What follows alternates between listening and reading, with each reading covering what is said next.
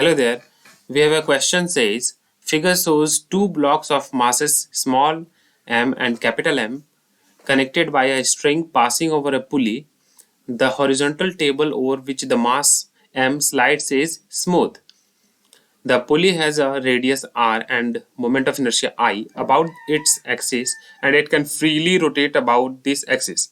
Find the acceleration of the mass capital M assuming that the string does not slip on the pulley.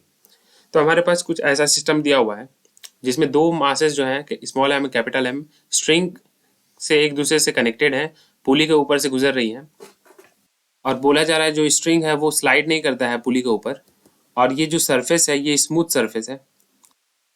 तो यहाँ तो इस मास के लिए एक ग्रेविटेशनल पुल जो नीचे की तरफ लग रहा है वो होगा कैपिटल एम जी और यहाँ जो टेंशन लग रहा होगा वो होगा T1।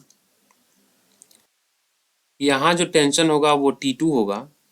अब इसमें फोर्स जो लग रहा है अगर ये ए एक्सेलरेशन से नीचे जा रहा है तो ये भी ए एक्सेलरेशन से ही मूव करेगा क्योंकि जो स्ट्रिंग है वो इनएक्सटेंसिबल है और जो ब्लॉक्स का मोशन हो रहा है उसके कारण पुली पर यहाँ एंगुलर एक्सेलरेशन आएगा alpha which is equal to A by are.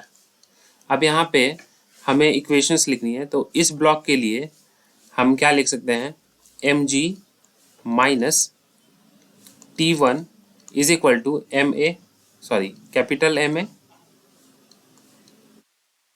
यहाँ कैपिटल एम हमने लिखा कैपिटल एम ए। उसके बाद दूसरा जो इक्वेशन है यहाँ पे फ्रिक्शन काम नहीं कर रहा है तो जो T2 होगा वो एग्जैक्टली एम ए के इक्वल हो जाएगा। तो हम यहाँ लिख सकते हैं T2 is equal to small M A और एक यहाँ टॉर्क वाला फॉर्मूला आएगा। टॉर्क का इक्वेशन जो आएगा यहाँ पे वो होगा T1 times R minus T2 times R, इन दोनों टेंशन के कारण जो टॉर्क आ रहा है वो होगा equal to I times alpha, जो यहाँ अल्फा ऐसे है। तो हमारे पास यहाँ तीन इक्वेशंस है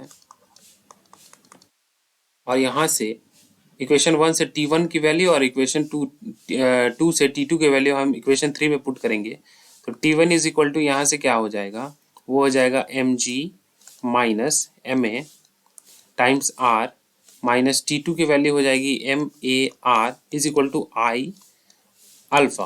अब यहाँ से इसे हम एक्सप्रेस करेंगे तो ये होगा M G times small R minus M A R minus M small M A R is equal to I into alpha का वैल्यू ए बाई आर है तो हम लिखेंगे आई ए बाई आर। अब इसे हम लिखेंगे एम जी आर और चूंकि हमें ए निकालनी है एक्सेलरेशन ए तो ए वाली टर्म को एक साइड हम लिखेंगे तो हम ऐसा लिखेंगे M A R plus small M A R plus I A by R. तो यहाँ से अगर हम ए की कॉमन करेंगे उधर वाले टर्म्स को तो वो होगा हमारा M small R plus M R plus I by R is equal to M G R, ये होगा हमारा। और यहाँ से हम ए की वैल्यू अगर फाइंड करेंगे तो वो होगा हमारा M G R upon capital M R plus small M R plus I by R, ये हमारा आंसर होगा जो एक्सेलरेशन आएगा उसका। Thank you.